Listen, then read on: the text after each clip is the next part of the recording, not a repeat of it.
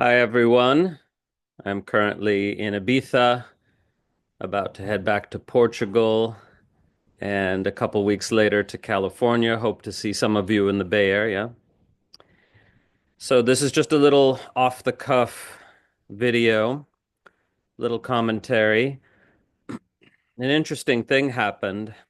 Recently, I was making some political posts on social media in favor of one of the two candidates in the US presidential election.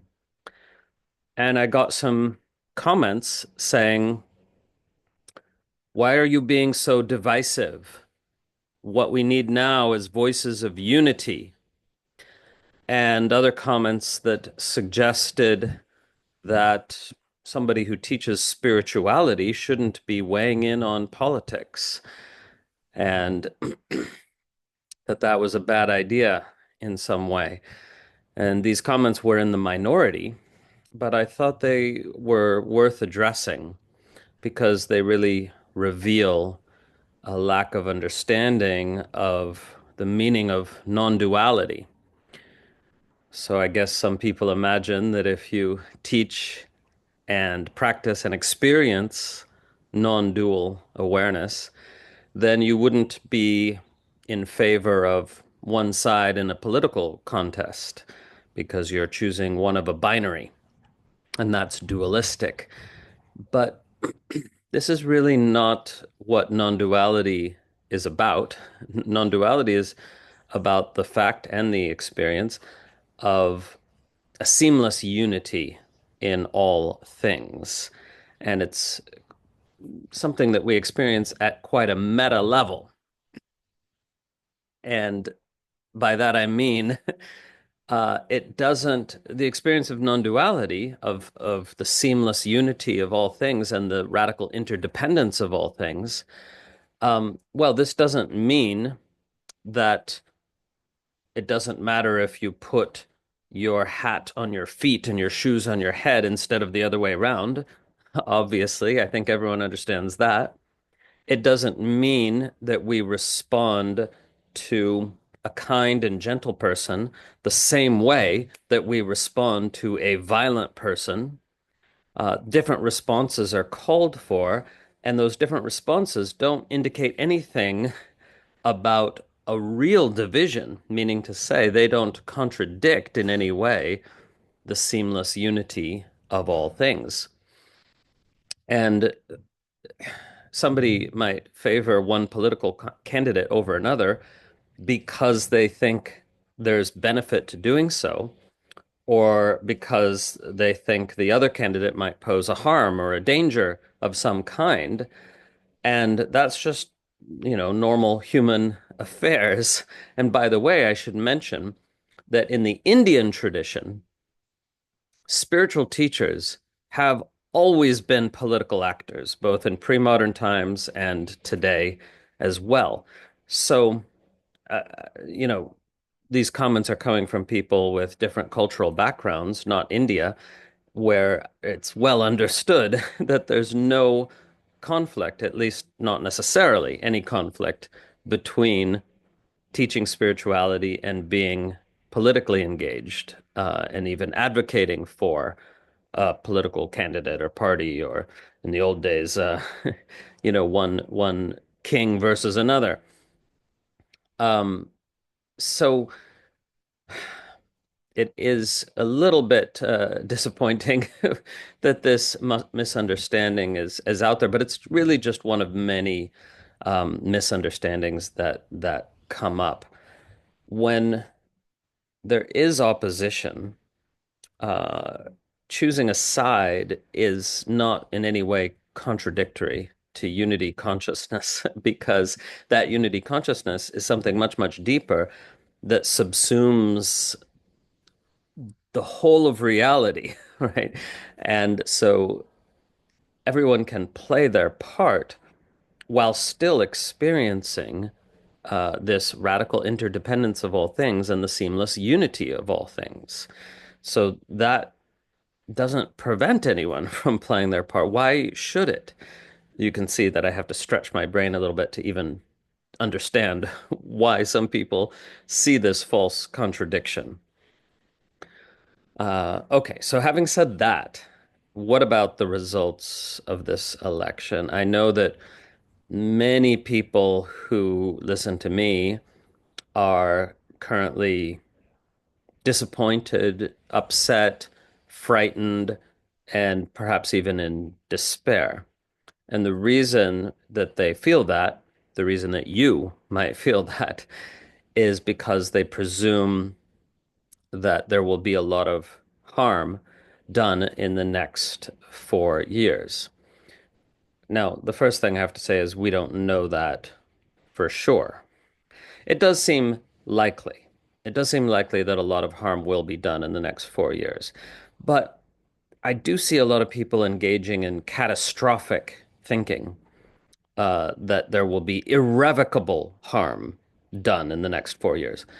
There's no such thing as irrevocable harm. So please, if you can, step back from that catastrophic thinking that doesn't help anyone and runs a very serious risk of paralyzing you, right? If catastrophe is upon you, there's nothing you can do. You become paralyzed and you don't act, and we need you acting, right? So the principal harms that are likely to unfold are for the world a failure to mitigate climate change, and for America, the deportation of immigrants upon which the American economy actually depends, um, not to mention the suffering to those people and their families, and potentially an infringement of the rights of women and LGBTQ people. So these are serious issues. But we don't know how it will play out. And even though I'm speaking of very likely harms, we can't know for sure that the longer term outcomes will be worse with this person becoming president again versus the other candidate. We can't know that for sure. Um, it could be that, taking significant steps towards a Christian theocracy in the US will galvanize, excuse me. It could be that that will galvanize people more on the left in a way that they have not been galvanized before. You might have noticed if you follow American politics that people on the left have a hard time unifying within their own party. Of course, some leftists aren't Democrats, but still, whether we're talking about the Democratic Party or the left in general, there isn't much unity there. And part of the reason that the right wins is because they are more unified. So if the left could go beyond its own uh, petty squabbles and unify more, it might become more of a force. Anyway, I'm just saying the longer term outcomes remain to be seen. And perhaps it's the case that climate change needs to get worse before really dramatic action is taken. Of course, those who understand climate science will say in response to that, no, we're soon going to be past a tipping point where it simply is too late to avoid catastrophic effects. And that could very well be true. But dramatic action in 4 or 5 years from now uh, could still mitigate some of the worst effects, as far as I understand the science. But yes, it is a huge, huge setback what's happened for climate advocates. So we'll see. I know many, many people who are friends and fans of RFK Jr. and believe that he's going to do a whole bunch of great things. I'm not convinced of that, because RFK can't tell the difference between good science and bad science. So Still, it's possible he does some good things. He is a kind of environmentalist, but the problem there is that he's not going to advocate for public health policy for better health care for all Americans or a public option. He's going to advocate for people taking their health into their own hands and trying whatever they want, uh, which has some pros and certainly some cons, but is no replacement for good public health policy. Okay, anyway, so I just wanted to say a few things about this. Um, and to those who are feeling like, oh my gosh, this is the end of all goodness in the world, please don't think that way. It is unlikely to be anywhere near as bad as you think. And there could be some good outcomes. And also, most importantly, when you despair, you become paralyzed, and we need you unparalyzed. So, the number one thing that I advocate for is human rights and human decency. I will always lobby for the political candidate who speaks less hate. And that's why I advocated for the person who just lost this particular election. Not because I think she's great, not because I love all her policies. Of course not. It's simply because she spouted a lot less hate-filled rhetoric. So that's my personal inclination to always go for the candidate who's less hateful. Um, so I understand that for some people, if they believe their self-interest, their livelihood, their survival is at stake, they're gonna go for somebody who they think will protect their self-interest and their livelihood, even if that person is hateful to them. There's absolutely no doubt that a significant percentage of the 71 million who just voted for this man don't think he's a good person.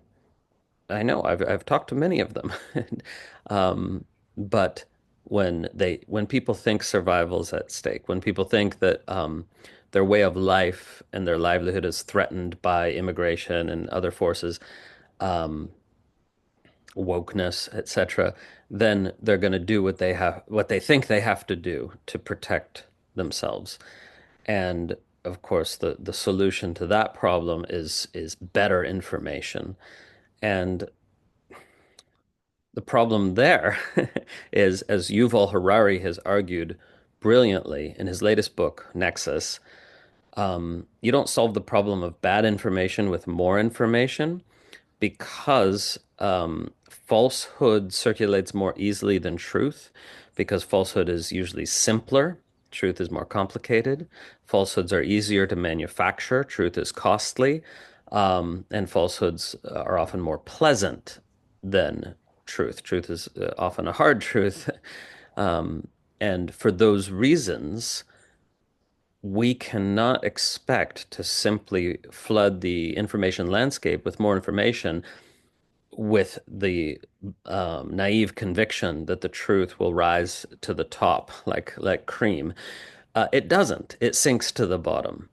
So the only way to change that is to um, institutionalize the value of truth, meaning to say, um, to hold uh, uh, social media companies and tech companies liable for their algorithms, not for the content their users post, but for their algorithms that amplify falsehoods and do not amplify truthful statements as much. And if they were liable for that, then that would be one way that we could help truth to rise to the top of the bubbling morass of information and disinformation. But anyway, for more on that, to understand that better, please do read Yuval Harari's Nexus.